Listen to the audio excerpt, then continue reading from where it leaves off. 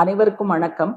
கடந்த 4ஆம் தேதி நடந்த மிக முக்கியமான சம்பவத்தை நம்ம பகிர்ந்து கொள்ள வேண்டிய அவசியம் இருக்கிறது.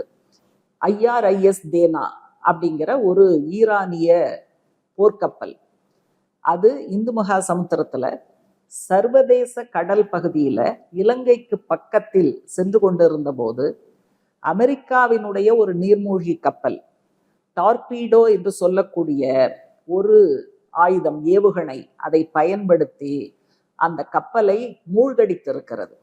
அதுல கிட்டத்தட்ட 130 பேர் அந்த கப்பலில் இருந்தார்கள். இலங்கையினுடைய கடல் படை தலையிட்டு இவர்களை எல்லாம் காப்பாற்றுவதற்கு முயற்சி பண்ணியிருக்கு. 87 பாடி கிடைச்சிருக்கு. 32 பேர் உயிரோடு மீட்கப்பட்டு இருக்கிறார்கள், மற்றவர்கள் காணவில்லை அப்படிங்கிற நிலைமை. இப்ப இந்த ஈரானிய போர்க்கப்பல் என்ன பண்ணிட்டு இருந்தது? எங்கேயாவது சண்டைக்கு போச்சா, இல்ல சண்டைக்கான ஆயத்தம் தயாரிப்புல ஈடுபட்டு இருந்ததா? எதுவும் கிடையாது. பிப்ரவரி 16ஆம் தேதியிலிருந்து 26ஆம் தேதி வரைக்கும் இந்தியா விசாகப்பட்டினத்துல ஒரு கப்பல் படை பயிற்சி, நேவல் எக்ஸசைஸ் அப்படிங்கிறத நடத்துச்சு. இந்தியாவினுடைய அழைப்பிற்கிணங்க 18 நாடுகள்ல இருந்து போர்க்கப்பல்கள் வந்திருந்தது. அதுல ஒன்றாக ஈரானிய கப்பல். இப்ப ஈரானை சேர்ந்த அதிகாரிகள் கூட என்ன சொல்றாங்க அப்படின்னா, பாதுகாப்புத்துறை அமைச்சர் உள்பட இந்தியாவினுடைய விருந்தினராக எங்களுடைய கப்பல் போனது அப்படின்னு தான் சொல்றாங்க. அப்போ போருக்கும் இதுக்கும் சம்பந்தமே இல்லை. போர்க்கப்பல்களுடைய ஒரு ஷோ, ஒரு பயிற்சி, நேவல் எக்ஸசைஸ், அது இந்தியா தான் தலையிட்டு நடத்துகிறது. அங்க எல்லாம் பங்கேற்று முடித்துவிட்டு ஈரானுக்கு இந்த கப்பல் திரும்பி கொண்டு இருக்கிறது. இந்த நேரத்துல தான் அமெரிக்க நீர்மூழ்கி கப்பல் இதை தாக்குகிறது. இந்த தாக்குதல் முடிஞ்ச பிறகு அமெரிக்காவினுடைய பாதுகாப்புத்துறை அமைச்சர் அவர் சொன்ன வாசகங்கள்லாம் கேட்டீங்கன்னா அப்படியே சில்லிங்கா இருக்கு.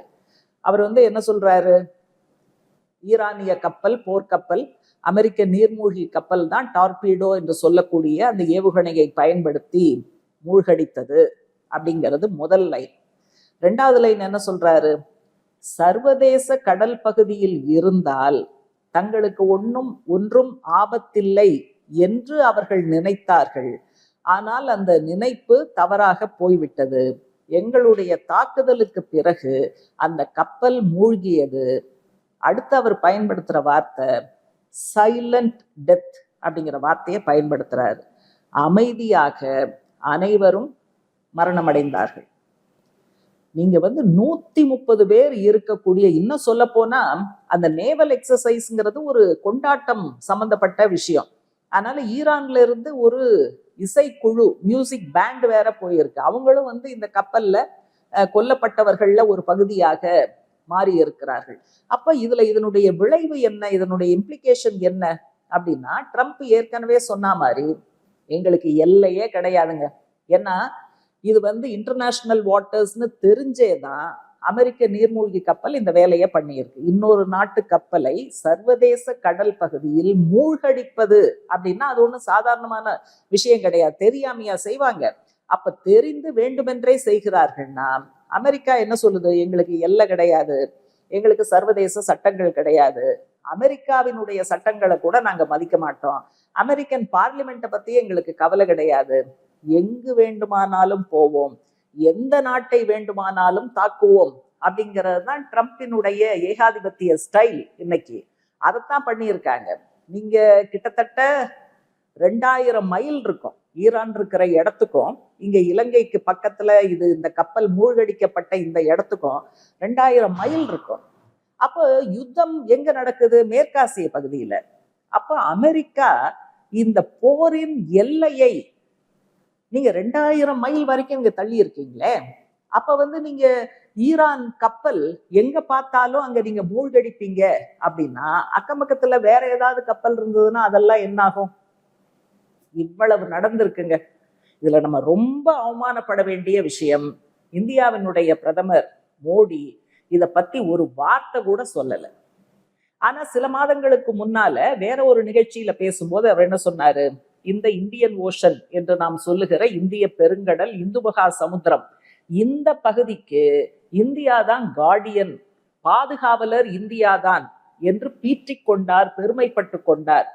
இந்தியாவின் அழைப்பில் வந்துவிட்டு திரும்பி போன ஒரு கப்பல். இந்த பகுதிக்கு நாங்கள் தான் பாதுகாவலர் என்று இந்தியா சொல்லிக் கொண்டிருக்கிற நேரத்தில் அது அமெரிக்க நீர்மூழ்கி கப்பலால தாக்கப்பட்டு மூழ்கி இத்தனை பேர் வந்து செத்து போயிருக்காங்க. இத பத்தி ஒரு வார்த்தை கூட வாயை திறந்து மோடி பேசலைன்னா இந்தியாவுக்குன்னு ஒரு சுயமரியாதை கிடையாதா? இந்தியாவினுடைய இறையாண்மைன்னா என்ன அர்த்தம்? அயல்துறை கொள்கைங்கிறது அமெரிக்கா காலில் விழுவதா அயல்துறை கொள்கை? அமெரிக்காவுக்கு ஒட்டுமொத்தமாக அப்சல்யூட் சரண்டர், சரணாகதி அடைவதா இந்தியாவினுடைய அயல்துறை கொள்கை? இதுல என்ன பெருமைப்பட வேண்டியிருக்கு? இப்ப வரைக்கும் ஒரு வார்த்தை சொல்லல. ஆனா நல்ல வேளையாக இலங்கை கடற்படை டிஸ்ட்ரஸ் சிக்னல் வந்ததை பார்த்து போய் இவ்வளவு பேரை காப்பாத்தி இருக்காங்க. இலங்கையை இதுக்கு மட்டும் பாராட்டக்கூடாது. இன்னொரு முக்கியமான விஷயத்தை இலங்கை செய்திருக்கிறது. 2வது ஈரானிய கப்பல் 208 பேர் போர்ட்ல